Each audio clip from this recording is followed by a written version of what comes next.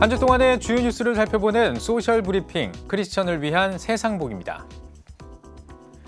코로나19가 다시 확산하면서 정부가 2차 재난지원금을 선별 지급하기로 했습니다.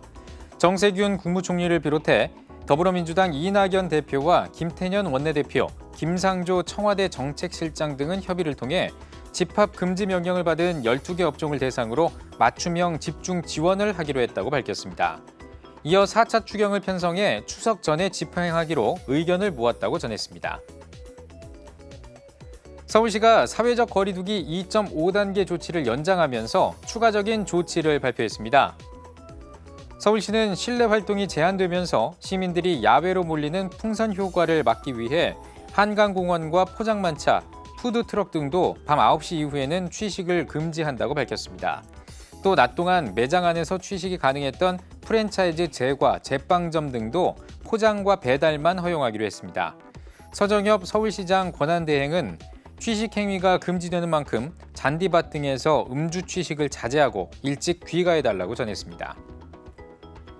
금융감독원이 금융권을 대상으로 주택담보대출 관련 규제를 잘 지키고 있는지 조사에 나섰습니다.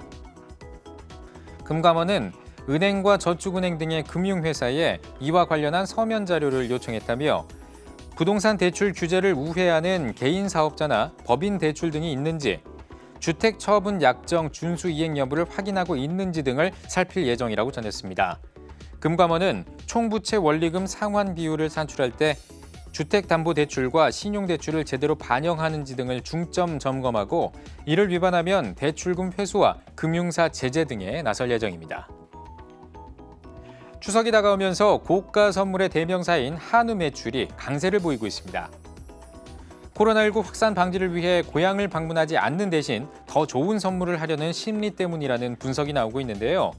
이마트에 따르면 지난달 13일부터 이달 3일까지 추석 선물 사전 예약 판매 결과 한우 세트가 25.6% 증가했으며 특히 20만 원 이상의 고가 한우 세트의 매출과 비중이 모두 증가했다고 밝혔습니다. 이마트 측은 본격적인 개인 선물 수요가 발생하는 본 판매 기간에 한우 매출이 더 오를 것으로 보인다고 전했습니다. 아동 성범죄를 저지른 조두순의 출소일이 100일도 채 남지 않으면서 불안감이 커지고 있습니다. 조두순은 지난 2008년 8살 어린이를 성폭행하고 영구적인 장애를 입힌 혐의로 12년형을 선고받고 복역하고 있는데요. 오는 12월 13일에 만기를 채우고 출소할 예정입니다. 조두순이 출소하면 7년 동안 전자발찌를 착용하고 5년 동안 성범죄자 알림이에 신상 정보가 공개되지만 재범을 우려하는 목소리가 나오고 있습니다. 이에 따라 청와대 국민청원 홈페이지에는 조두순의 재수감을 요청하는 글이 연이어 올라오고 있는 상황입니다.